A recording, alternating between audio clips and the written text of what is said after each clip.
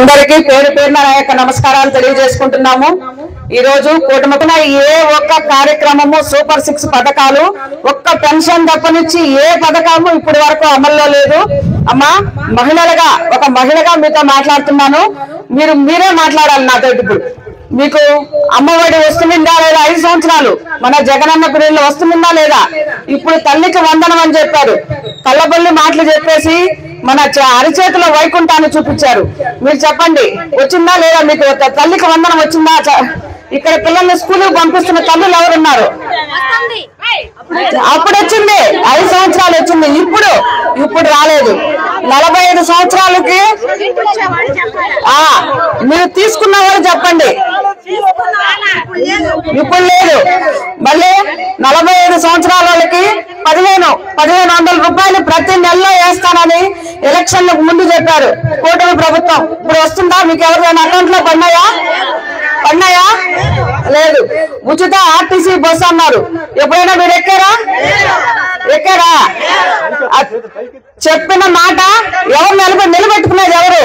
ఒక మన జగనన్న మాత్రమే। మహిళలు మహారాణులాగా ఉన్నాం, మనం ఉన్నామా లేదా? తర్వాత వచ్చి మళ్ళీ ఇంకొక పెన్షన్ మాత్రమే వస్తుంది। ఇంకా మీరు ఇవాళ చెప్పిన ఏ పథకము రైతులకు 20,000 అన్నారు, ఒక్కరికైనా ఒక్క రైతుకైనా 20,000 పడిందా? లేదు। మన జగనన్న ప్రభుత్వంలో ప్రతి సంవత్సరం క్రమం తప్పకుండా 13,500 రూపాయలు ప్రతి రైతు అకౌంట్ లో పడేది। కానీ ఇప్పుడు పంటల ధర చూస్తుంటే చాలా పడిపోయింది।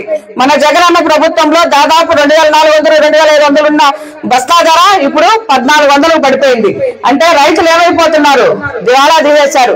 వచ్చి 5 నెలల్లోనే మన మహిళలు, రైతులు అందరూ చదువుకుంటూ పడిపోయింది। ముఖ్యంగా ఇప్పుడు అమ్మఒడి వల్ల తల్లికి వందనం అన్నారు, అది లేదు। మన జగనన్న పిల్లలు అయితే మనకు ఆరోగ్యం బాగుండింది।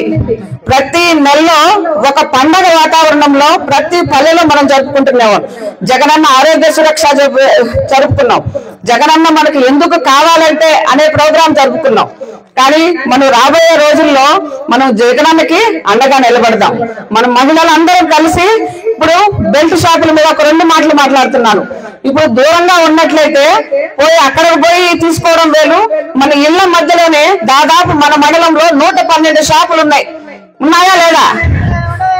దీనివల్ల మన మహిళల్ని బాధపడుతున్నాం, ఇంట్లో మనశ్శాంతి ఉండదు, ఆర్థికంగా మన ఆరోగ్యపరంగా నష్టపోతున్నాం, పిల్లల చదువులు నష్టపోతున్నాయి।